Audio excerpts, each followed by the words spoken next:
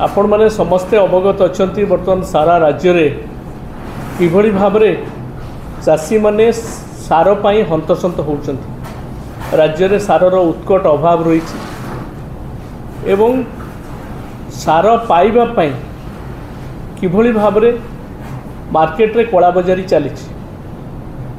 ये केवल केन्द्रापड़ा जगतसिंहपुर कथा नुहे, मालकानगिरी माथिल ठू आरंभ करी कोरापुट ठारू आरंभ करी मयूरभंज जगतसिंहपुर पर्यंत गणमाध्यम तार चित्र देखुं आपण माने समस्त अनुभव कर चाषी माने विगत दिन में केबे अंततः सार पाई एई भली अवस्था रे राजरास्ता को आसी नथिले। रास्ता रे ठिया होकरी धाड़ी बांधिकी राति अधरे मालकानगिरी गोटे दृश्य आपण माने माथिली रे देखिथिबे। महिला माने तांको छुआ को काखेकरी राति रे छिड़ा होइचंती जे सार पे लाइन धाड़ी बांधी जे सार केमती नहीं करी जिबे खेत रे पके, किंतु सरकार पूरापूरी सोई पड़िथिले।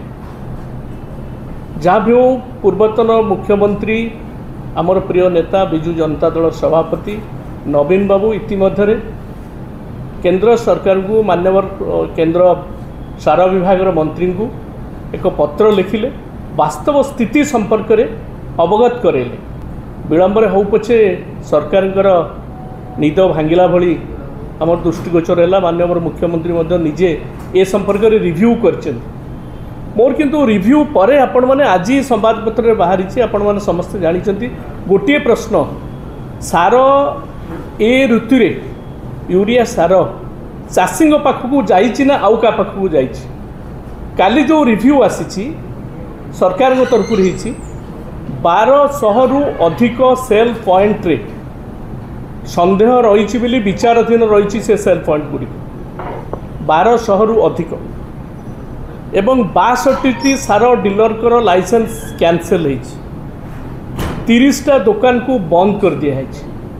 तेणु ये पाखापाखि सरकार एडमिट करिथिबा पॉइंट गुड़िक प्राय 1300-1400 हम।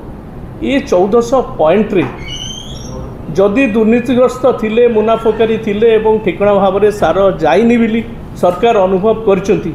एमानंको जरिया जो सार दियाहला ये चाषी पाखे पहुँचला ना कुआड़े जाइछि केते टंका रे बिक्री होइछि।